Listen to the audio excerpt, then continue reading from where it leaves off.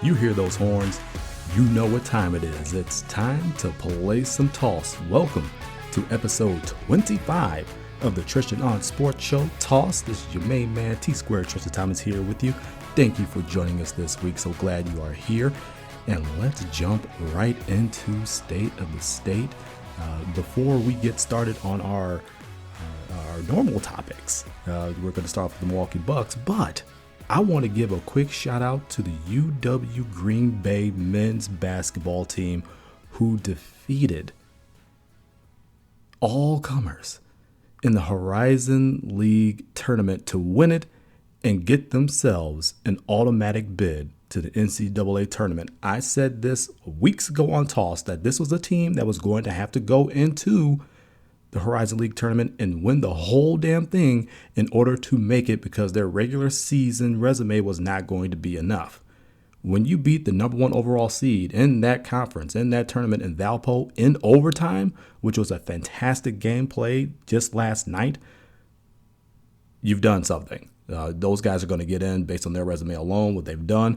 And now you've gone and stolen a spot from an at-large team in the field. So proud of those guys. Nobody gave them a chance to do it. Hey, I didn't think they would get past Valpo, but they did. But how cruel is it in the fact that we're a couple of years removed from Alec Brown and you're a year removed from Kiefer Sykes, and they couldn't seal the deal. They were the best team in the Horizon League, just running roughshod over everybody, and they could not seal the deal by winning the conference tournament and making it to the NCAAs.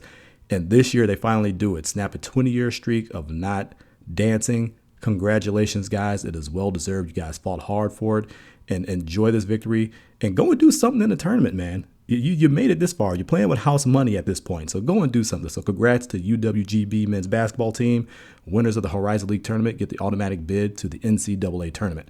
Now let's get to the state of the state, and let's talk Milwaukee Bucks basketball. Yes, they lost to the Chicago Bulls 100-90.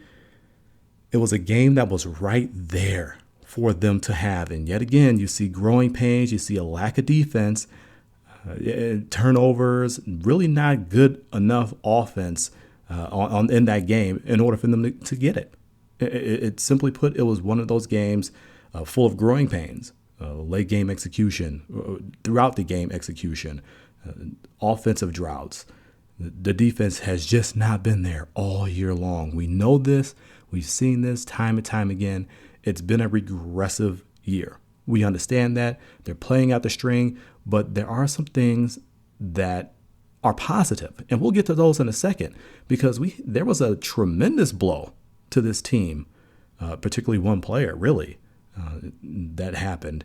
Michael Carter-Williams had been out with injury, and we now find out that he's going to be out for the rest of the season with hip surgery.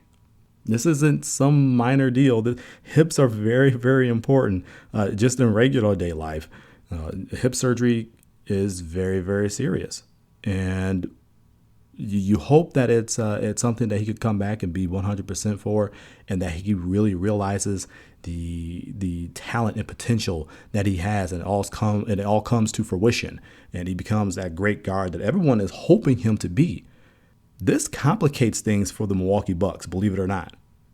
I know a lot of people, myself included, feel that this was going to be the last season for Michael Carter-Williams, regardless of this injury. He just really has not worked here in Milwaukee. The proof is in the pudding. Look at the tape. He's had some good games, but he's had more negative impact than he's had positive impact on this team. The record speaks for itself. The style of play speaks for itself. Ever since Kidd has put Giannis at the point, and really is a point forward, you've seen a lot better movement of the basketball. You've seen a lot better offense out of this ball club. Like I said, the tape doesn't lie. The results don't lie. They are a better team without Michael Carter-Williams in the lineup, unfortunately. And you were really hoping that he would put it all together. And like I said, everything will come to fruition, and he will be that guard for you, that franchise point guard that really takes your team to the next level. But it never turned out to be that way. But this really complicates things, because what do you do with Michael Carter-Williams now? He's going to have hip surgery. What do you do? Our team's going to shy away from that because now he's got an injury to the hip? Are they going to shy away from that? Does that hurt his trade value in the summertime, which is when I felt that they were going to deal him? Does that force you to bring Michael Carter-Williams back to the Milwaukee Bucks roster next season? It really does complicate things. It's also what really complicates it is the play that they've had since he's been out of the lineup. The play of Giannis at the point and being a point forward, moving the basketball a lot better. There's been a lot better fast break offense. It's been a lot better offense overall. The connection between Giannis and Jabari Parker is undeniable. It's a chemistry and a continuity that you did not see with anyone else on this team with Michael Carter-Williams. Go back and look at the tape. Tape don't lie. There was not that kind of a connection with Michael Carter-Williams and anyone else on this ball club. There just wasn't. You have to chalk this up as being a failed move, a failed experiment. Michael Carter-Williams simply does not fit whatever the Milwaukee Bucks are trying to build. And that's another thing. What are they trying to build? You have two centerpieces in Giannis and Jabari, who had another double-double, 18 and 11 in that game against the Bulls. He's been playing fantastic basketball since the All-Star break. He's one guy that everything has come together. That ACL tear is in a rear view and long gone. Okay, the way he's playing, you would have never been able to tell that he had an ACL tear a little over a year ago. What are they trying to build? What is the picture that they're trying to piece together this puzzle for? That's still unclear. They're bringing Greg Monroe off the bench. I think that's run its course. I'm not a big proponent for having him come off the bench. It was working for a little while, but you have to find a way to incorporate him in the starting lineup and make this whole thing work. I'm not sure that they know exactly what they want to do with this ball club. I'm not sure that they know. I think they're really still trying to piece it together on the fly. They're really going to have to come with an exact plan and execute that plan come this summer. This is a tell-all year. This is going to be year 3 for Jason Kidd. And usually if you're going to be a good program, I'm still thinking college, but if you're going to be a good franchise, you're going to be a good team, usually the third year is a telltale sign. And it's going to be year 3 under Jason Kidd, and you had a regressive year this year. What are you going to do next season? What moves are you going to make if you're John Hammond? What moves are you going to make to solidify the future for this ball club? What are you going to do to bring immediate dividends that help you on the court immediately next season? Because that's what you're going to need to do. You cannot afford another regressive year. We spoke many times here on Toss about this year that we're having now should have really happened last season. And the season we had last year should have happened this year. A natural progression. But because it did not happen that way, now you really, really have painted yourself into a corner. Because if you have another regressive year, you can't just say, we were a surprise last season. This season, everything really didn't come together as supposed to be. If you have this kind of a season next season, heads have got to roll and things have got to change. Because there will be no excuses for it. You got to do something. You have to solidify a picture. You have to solidify a plan for what kind of a team you want to be. And I really, truthfully, don't see that yet. Yes, we're in March. There's still season left. You still have a whole entire postseason. And then you got the summer coming up and then the draft and all this and that. But it would be nice to see a direction in which they're going. And we really don't have a clear picture as to what they're trying to do. You really don't. And that's the frustrating part.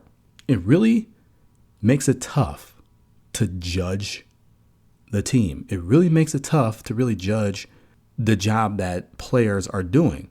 Unless you're a Michael Carter-Williams, where you've had a full year of him and you're under 500 significantly with him on the team. We've clearly seen that has not worked. It just makes it difficult to evaluate overall because you keep changing lineups, you keep changing your plan, You really don't have a clear picture for what you want to do. And that makes things extremely tough. So they got to put a plan together. And we will be watching. We will be watching. Because if you don't have a plan and you have another year like this, I think ownership is going to make sweeping changes with both coach and GM. You heard it here first. Moving on State of the State here on Toss, we have to talk Badgers basketball. Yes, we do. The Big Ten tournament is about to start. But before we get to that, we have to talk about Greg Gard finally getting what we all felt was deservedly his, which is the permanent head coaching spot at University of Wisconsin. Well deserved. Well deserved. Wisconsin guy served under Bo Ryan for 21 seasons, conducted a complete turnaround of this program this season. You start off in the Big Ten 1-4. You end up going 12-6 overall, 2011 record overall, 4 wins versus ranked opponents. You're firmly entrenched in the NCAA field. I really believe that. There is no more deserving person of this position than him. He truly deserves it. And if you watched his press conference, he thanked everyone by name. Everyone. If that doesn't go to show you how appreciative and the character and the type of man that Greg Gard is, I don't know what's going to show you that. He brings a wealth of knowledge to the game, and you see all the guys have gravitated towards him, and they're out there and they're executing. They're executing a lot better than they were early on in the season, even when Bo Ryan was there. He's conducted a complete and total turnaround of this program, and it's been amazing to watch. And everybody was just screaming about it. Oh, why isn't he the head coach yet? Barry Alvarez doesn't like him. And it's like, whoa, slow down. First off, if you're the athletic director, you need to do your due diligence, regardless of what noise is coming in from the outside. You're the head of the department. He has to do his due diligence, which he did. He let Greg Gard show him that he deserved that job. And even Barry Alvarez said, hey, he made it an easy decision on me. He made the decision easy. When you go out there and you show why you deserve that job, easiest decision in the world. Alvarez also had to post that job and do at least one interview. So it wasn't that Barry Alvarez didn't want Greg Gard as the head coach of the UW Madison men's basketball team. It's not that at all. He had to do his due diligence and follow the law. And that is what he did, and we are all better for it. Greg Gard is the head coach. He deserves to be the head coach. Again, 20-11 season so far, 12-6 in Big Ten play, 4 wins versus ranked opponents. That's proving your worth. That's proving, showing the AD, showing your bosses that I belong here. I want this job. I deserve this job. And I'm going to go and show you every single reason why with my actions, as opposed to just sitting here and giving you a fantastic interview face to face. So all the people that are out there and claiming conspiracy theories and Barry Alvarez never wanted Greg Gard as the head coach, stop it. Stop it. All right. Barry Alvarez did the right thing. Do your due diligence. Let him show you why he deserves the position. I'm going to have to follow the law and post this position. I'm going to have to do one interview. We'll interview you, and then the job is yours. I don't think there was any doubt that Greg Gard was going to get the job, especially after the job that he's done so far. And there's still lots of basketball left to play. They open up the Big Ten tournament on Thursday versus either Nebraska or Rutgers. So they have a chance to win the Big Ten tournament and not leave it in the committee's hands, rather not they make it, even though I think they're going to make it regardless of a tournament win or not. I believe they deserve to be in that field of 68. They've earned that. Tremendous turnaround again. So Greg Gard, congratulations, man. There is nobody more deserving. All the hard work and sacrifice for over 2 decades that you've put in, you finally got what you deserved, which is the UW men's basketball coaching job. Congratulations. I'm happy about it. I'm happy for everybody involved. I'm really happy for Greg Gard. This really goes to show you that hard work and dedication really does get you somewhere. It really does. So remember that, kids. Congratulations, Greg Gard. Moving on. The state of the state here. I was almost about to say toss sweep, y'all. I almost lost my place in my own show. Ain't that about something? Moving on state of the state here on Toss, we're going to talk Green Bay Packers. Yes, we're still talking about the Green Bay Packers in the offseason. What have they done? What's going to go on? No, here's what they did today. They re-signed offensive lineman Lane Taylor. Now, that's not going to ruffle a bunch of feathers. Or maybe it might, because people are seeing that it's more of the same. It's a good move for O-line depth, which is something that you sorely need. And you've seen that you've needed that over multiple seasons, especially this past season. I think last season the guys were healthy all year long, and you saw what they could do when they're healthy for 16 games. They're one of the better O-lines in all of football. But this year, everyone on that line was banged up worse than they've been in the past 2-3 seasons. You need the O-line depth because you never know when a guy's going to have to step in. You have to slide guys down the line, put them in different spots. You need the depth, and that is what Lane Taylor gives you. He gives you that depth. Again, it's a typical Ted Thompson move. This is what Ted Thompson does. He signs his own guys, and they go down in the books as free agent signings. And then he comes to the podium and says, well, I do participate in free agency, even though they're his guys. So, again, it's a typical Ted Thompson move. He's solidifying depth on his own team with his own guys. I get it. Again, decent move for O-line depth. But here's some things that might get people's ears raised up and their eyes open as wide as saucers. 2 things. 2 players, formerly of the same team, or at least one of them is from the team, and the other one is still technically still on it. Adam Schefter is reporting that the Packers are interested in Matt Forte. That's number 1. Number 2, there's also reports saying that the Packers are waiting on the cut list to see if Martellus Bennett gets cut from the Bears because they have interest in him as well. Now, we said on Toss, we talked about it. Now, I didn't think that Bennett would be available to the Packers or even on the Packers' radar. I really didn't think so, even though he's a very good tight end. I really didn't think that he would be on their radar. But we said on Toss just 3 weeks ago that this move to get Matt Forte makes too much sense. So much so that I still doubt Ted Thompson makes this move. But this move makes too much sense. It makes entirely too much sense. He is perfect for the zone blocking scheme. That is the scheme that the Packers run when they're running the football. It makes too much sense. One cut and go. That's what Matt Forte does. He can run through you. He can run around you.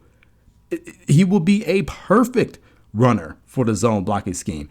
He is one of the best, if not the best, pass catching running back in the NFL. The Bears have split him out wide at times.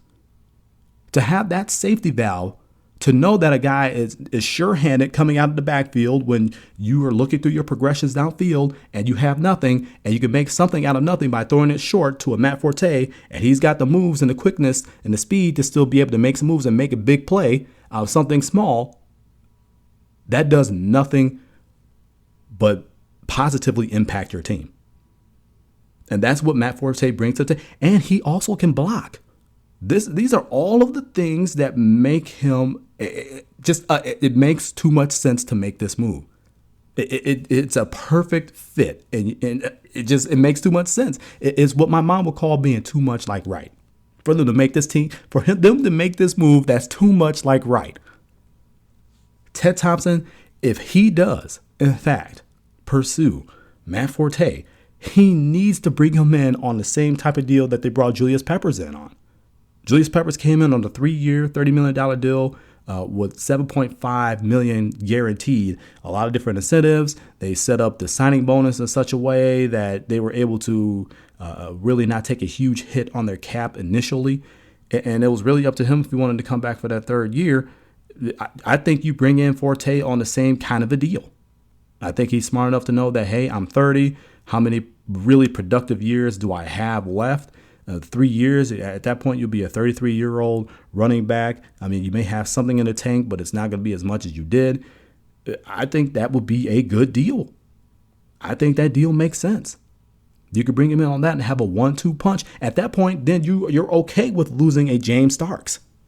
At that point, when you could bring in a guy the caliber of a Matt Forte to back up an Eddie Lacy, who, if you've seen recent pictures of him, he's getting in shape. And people wonder why I have faith in Eddie Lacy.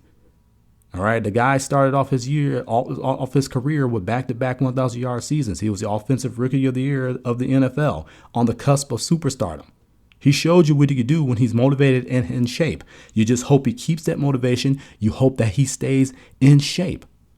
And he's getting there, and I hope he stays there. There's a lot of offseason left before you start getting the OTAs and training camp, but he's off to a great start. If you haven't seen pictures of Eddie Lacy lately, you guys need to go and take a look at him. He's been working with the P90X creator who said he would help him get back in shape, and he's been doing that, and he's looking pretty good right about now.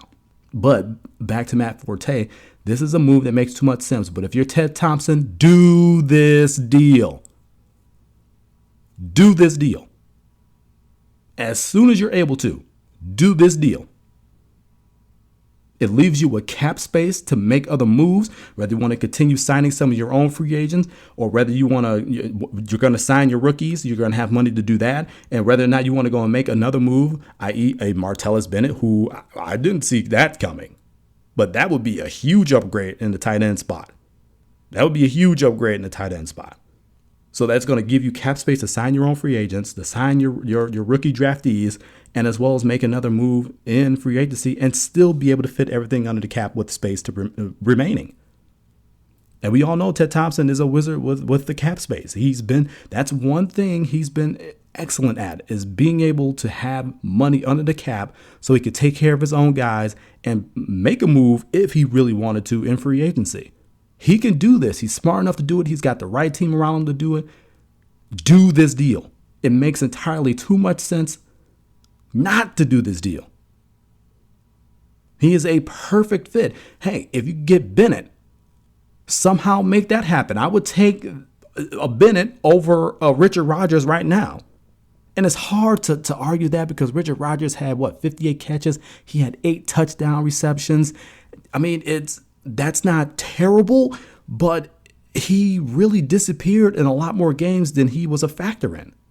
It's a guy that you could keep, you could learn, you could grow. I'm not giving up on him quite, but he's not the game changer that you really need in this type of offense to make it dynamic again. Because as much as people didn't like Jermichael Finley, he was a dynamic talent at the tight end spot. There is no question about it. His talent was unquestionably dynamic. Now, you really haven't been the same since you didn't have him in that spot. He makes that offense much more dynamic. You get a talent like that, and I'm not saying Ben is on the same type of dynamic talent level, but he's pretty damn good in that spot. And he's going to be a major upgrade over Richard Rodgers and Andrew Quarles. Who's the other guy? Justin Perillo. Anybody that you have in that tight end spot right now. So if you can pull those two moves off, that significantly upgrade your offense.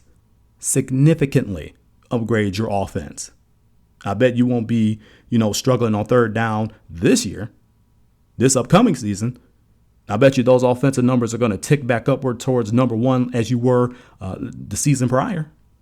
This is the type of move that people have been waiting for, or moves, plural, that people have been waiting for from Ted Thompson. The best part about this for me is the fact that it's not just a name. These are players that have been impact players, still are impact players in their prime, can still go out there and produce at a very high level, and will actually fit into what you want to do on your team. You aren't just going to get them just because you have the cap space and because they're a name brand. You are going to get them because they are high quality, high caliber, high producing players, still as such, and they will fit into what you want to do as a football team. Ted Thompson, you have got to do these deals. You have got to do it. We will be watching, as we always do. But if you want to make an impact, if you truly want to go and make a run at another Super Bowl title, you have got to make these moves. Ted Thompson, we will be watching. Coming up on Toss, we're going to hit the toss sweep, and we got to talk about UFC and what went down this past Saturday night. Incredible night of fights. We've also got to talk some NCAA basketball. Selection Sunday is coming up. And man, there have been a lot of retirements this season of some great, great players. We'll talk about all that next.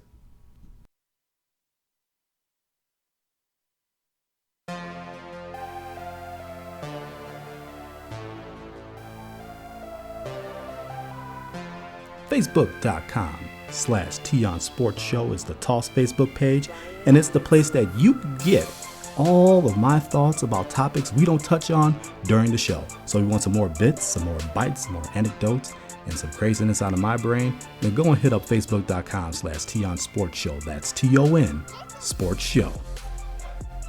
Welcome back to Toss, everybody. Your friendly neighborhood T-Square Tristain Thomas is back with you on episode 25 of Toss. And it's time for us to run the Toss Sweep.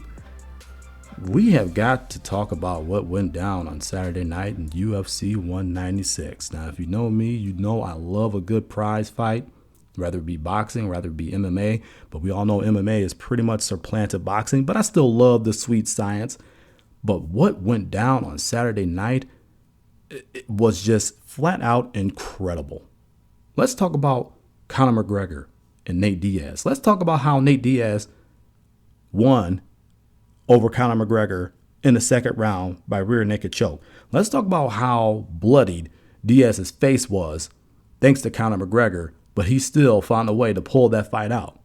This is a man who came ready to fight.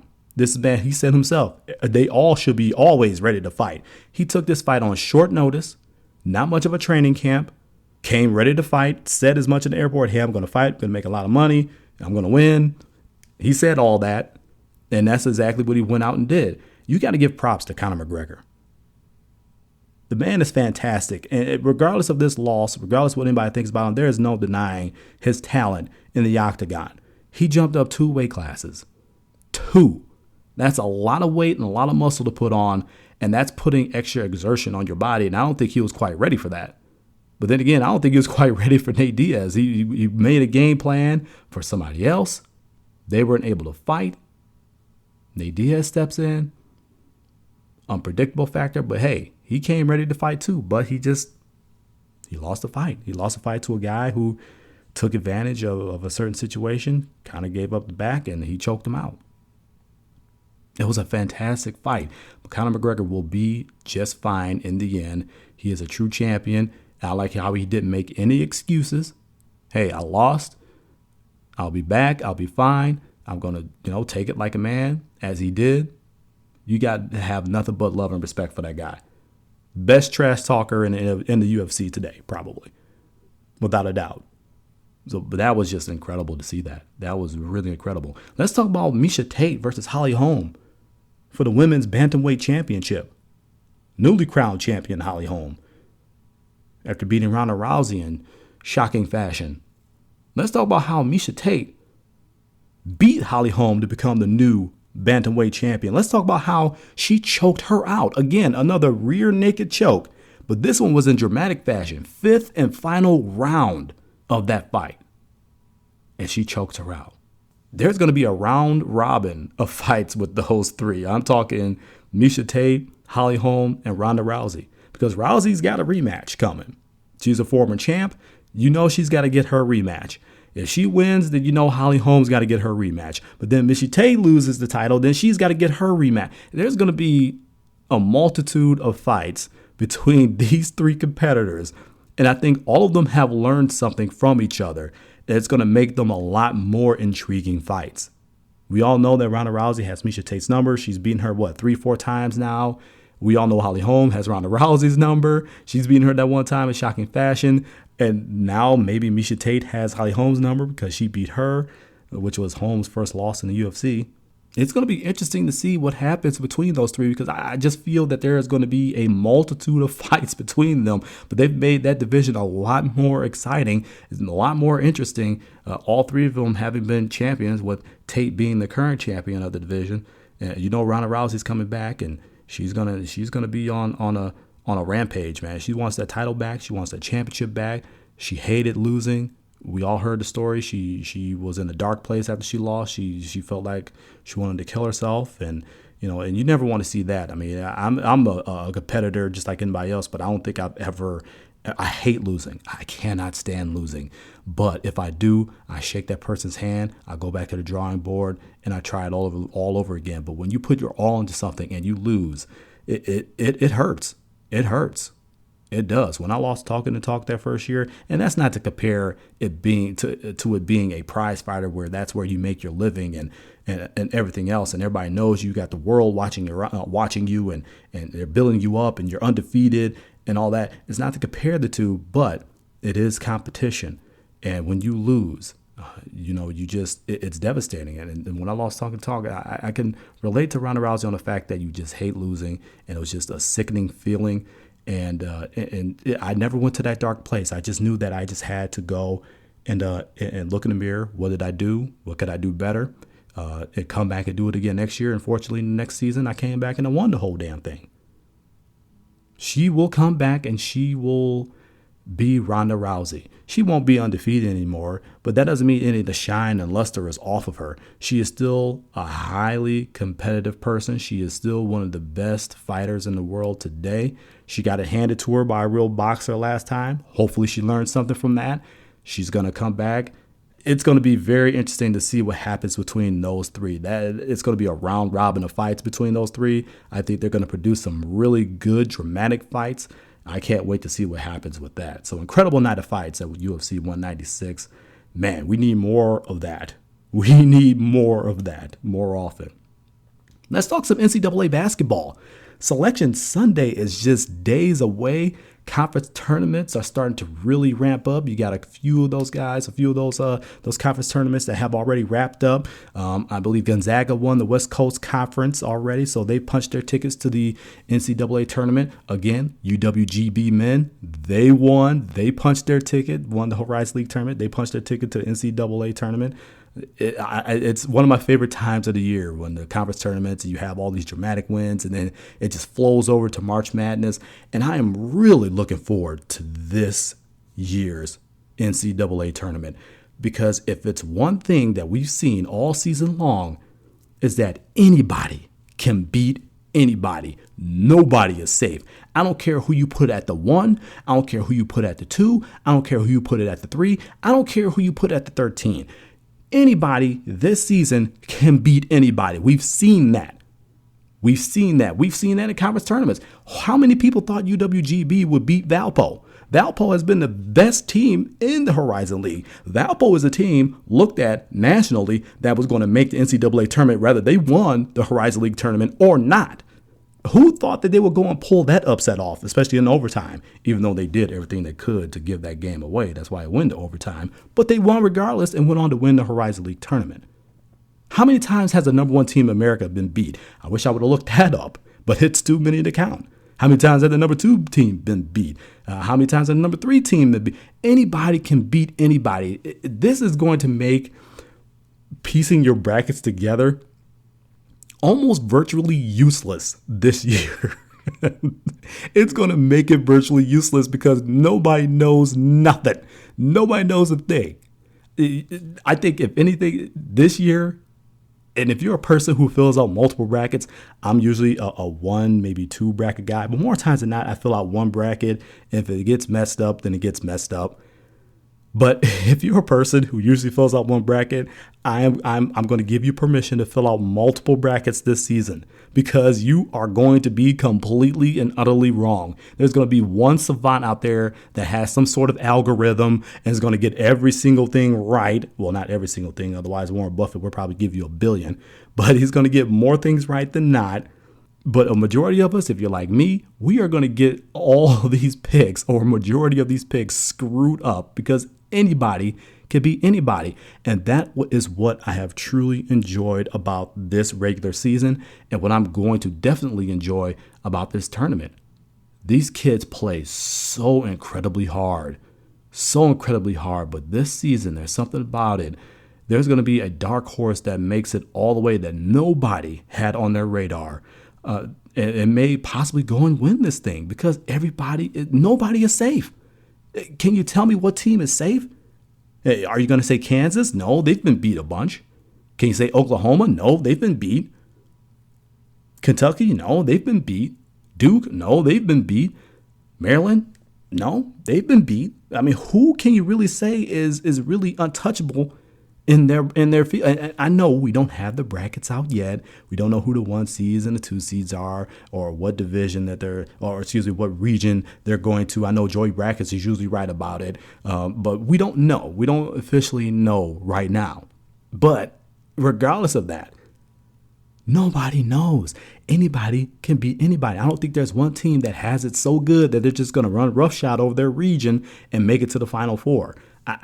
This is going to be so much fun to watch, so much fun to be a part of, that I can't wait. Selection Sunday, I'm going to be all over it. I can't wait to see the matchups so we can start trying to figure things out. But this is what I love about college basketball. It's all heart, and you just never know. It's so dramatic. It's edge of your seat, even if it's a team that you didn't even know until a month ago. All these games usually have you on the edge of your seat, and this year is going to do more of that than any other year. So I'm really looking forward to the NCAA tournament, and I'm looking forward to seeing how you guys shape out on your brackets. I'm going to be asking about it. I'm going to keep you guys updated on my bracket.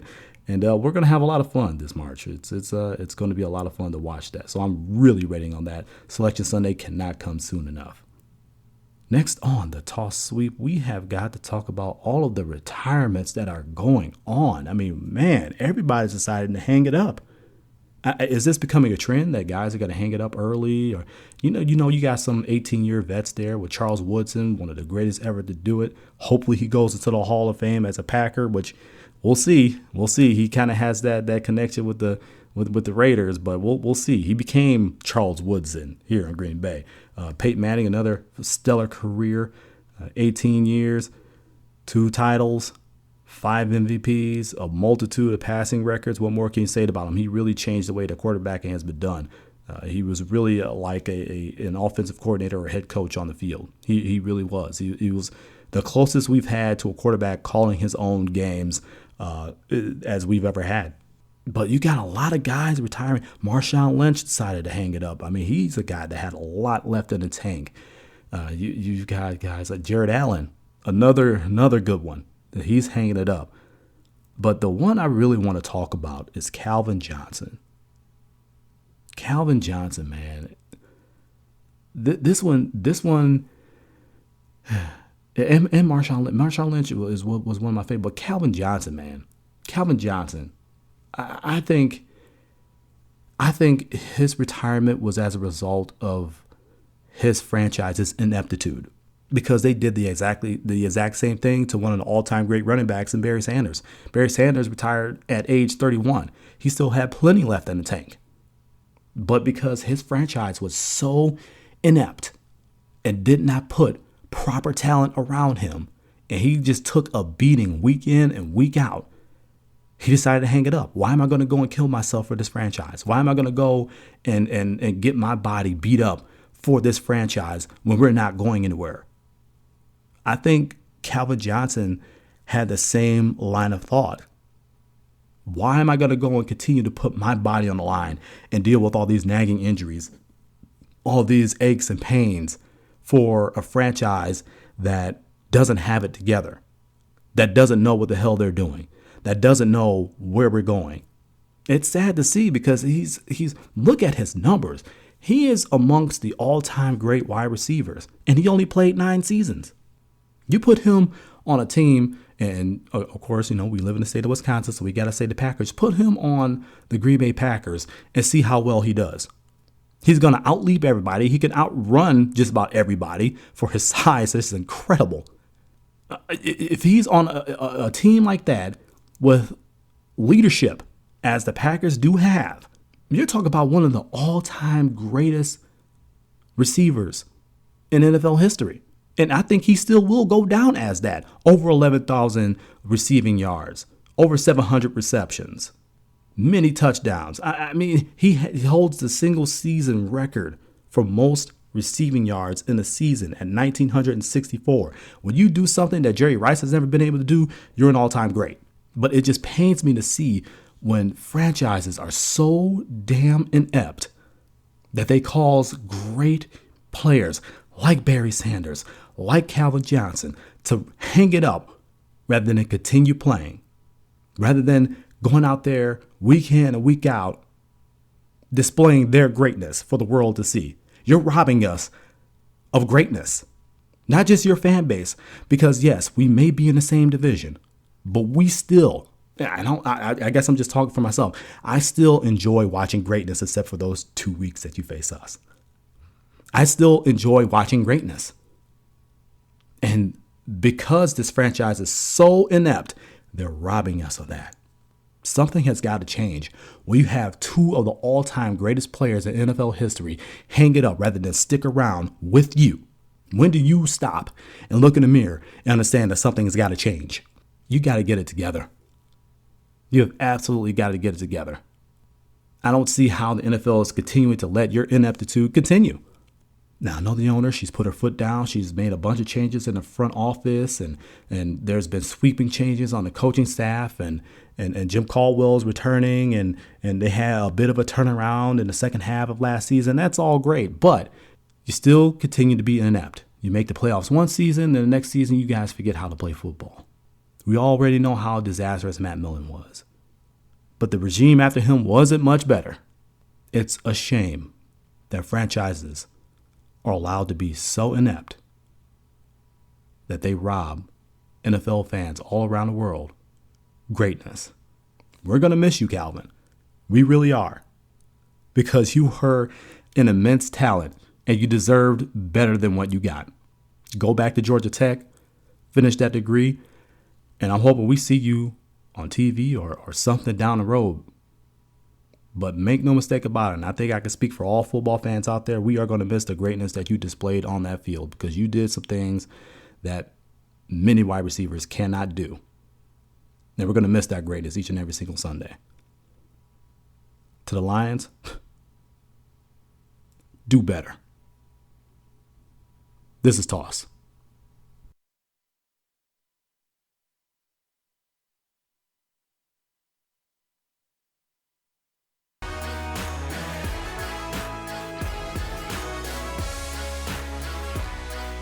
All right, y'all, it's time for me to get on up out of here. This is Toss, episode 25. Man, 25 episodes already. We getting deep, y'all. We getting deep, and I want to thank each and every single one of you listening worldwide for supporting Toss and continuing to do so. We're trying to bring you guys that heat itching each and every single week, fresh from the kitchen, truthful, opinionated, and passionate, just the way you like it and the way that you deserve it. Hey, you know the Facebook page, but if you don't, we're going to talk about it again. It's facebook.com/TON-Sports-Show. That's TON Sports Show. If you don't know the Twitter, you're going to find out at the20double on Twitter. I tweet live games. I have nice conversations, little debates, craziness that comes from my brain. I speak about a lot of different things. I don't hold back. They're all my thoughts. They're not filtered. Obviously, I use some tact, but you get what I think. It's always truthful, opinionated, passion on there as well, at the20double on Twitter. We are available on Libsyn. That's Toss Show, TOSSHOW.LIBSYN.com, tossshow.libsyn.com. Go back and listen to all the other episodes so you can catch up on Toss and you can get the flavor, you can get the flow of how we bring truthful, opinionated, and passionate sports talk to you the way you deserve it. We're also on iTunes. We're also on Stitcher, so there is no reason you can't set aside the time to play some Toss. But, as I said before, it's time for me to get on up out of here. This is Tristain Thomas reminding all of you that dreams don't catch themselves. Get up, get out, and get after it. Until next week, so long from Toss.